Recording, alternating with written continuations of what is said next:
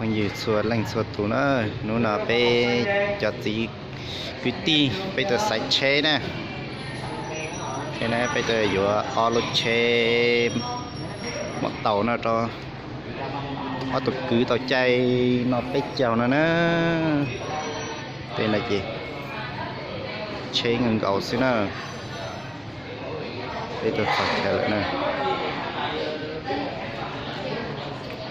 chế nè ta tọt sạch chế thấy rõ mới trong mà nhiều có cổ sư chơi rồi cũng mua nè vô nó ngon rồi nó ngon rồi chế luôn là mà luôn o thiên nền gạo tại chia lừa luôn rồi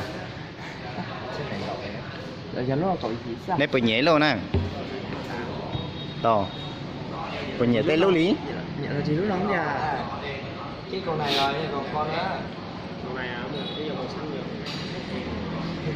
con lấy một đi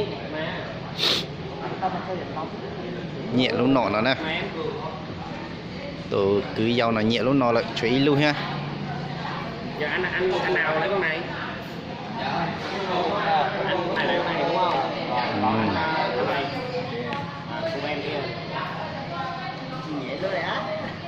của em lấy màu kia cho nó lạ cái màu xanh này bây giờ người ta đi đời rồi mà chết ơi họ tụi nó nhẹ lúc nào lại chú ý lưu thia ta toàn chú ý lưu luôn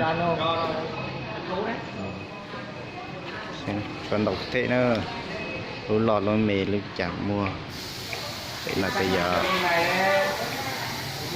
không có hồi lựu nữa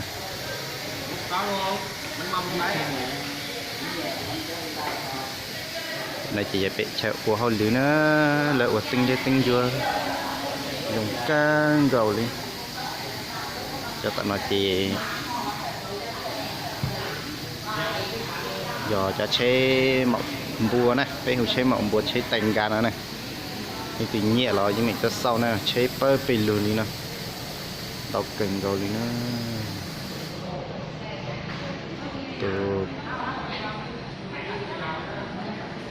từ bò dậu thì là tại giờ tôi bò trụ lưu tiện này rồi giờ này lúc chờ nó này lúc ta làm là này lâu này ta tạo thời nhiều hơn này cho nó liệp lòng giờ lôi lia mà tí đến thì nhảy lôi lia xuống nào này ta luôn nào thấy giờ có lúa xuống này nhưng mà ý dặn cầu đi rồi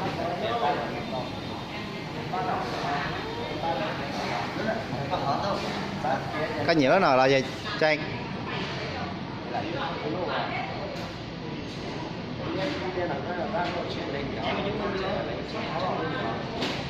hai thằng này đều có hết rồi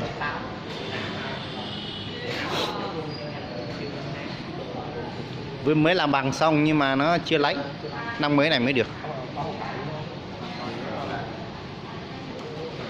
còn cô em này là có đủ này chưa có bằng không? Có chứng minh hết rồi. Chưa đủ tuổi hả? Để biết đường mình tính. Dạ. Này đứng tên có chứng minh luôn rồi gì? Có chứng minh chưa có bằng thôi. Có bằng. Rồi ok. Nên là xe thì sáu tới lên cứ bỏ đứa gọi đi. Có chào đây cô em nó lấy cái xe gì nữa thôi. Dạ. Còn anh trai là lấy cái này rồi. Thế mà thì ông lỏng tốt tên là cái gì hay ấm hay chiều. Chim lầu đấy. Lầu cho con tánh nhân đâu tiểu. Cái anh nói vậy nhưng mà tôi sẽ lầu tên nó tạo tên nó tám mà tóc tiểu ít để lá cái mê vô cái mê.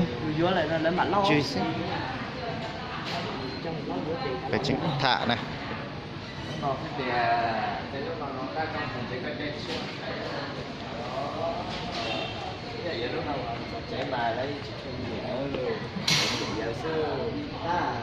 Ta tạo sai chỉ hụ lo đi nữa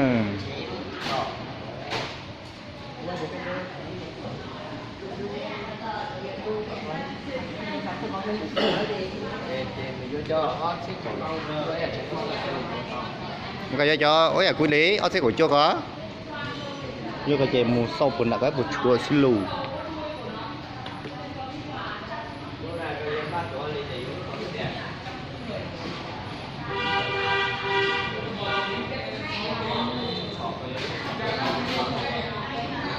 còn nhiều nè. Hắn lo là À, đốt cái gì cho đốt thật sao là đốt lo nè. Ít việc đây. Nhớ nữa cái việc đó mà xong đấy chỉ ta xong đấy. Để biến xe đấy. Chỉ mua một xe vậy. Chỉ một dây tải đó. có dưới là một xía là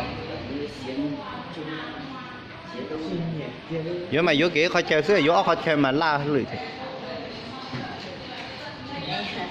anh em mình ở trong đó từ Long ra hả? dạ.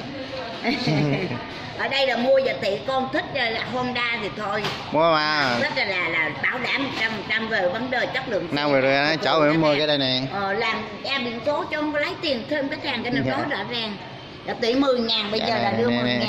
10.000. Tôi tục chịu rồi này, đây là bà chịu nha.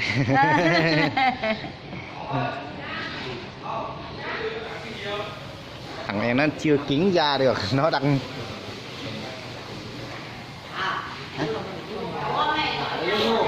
có hủ ní nè.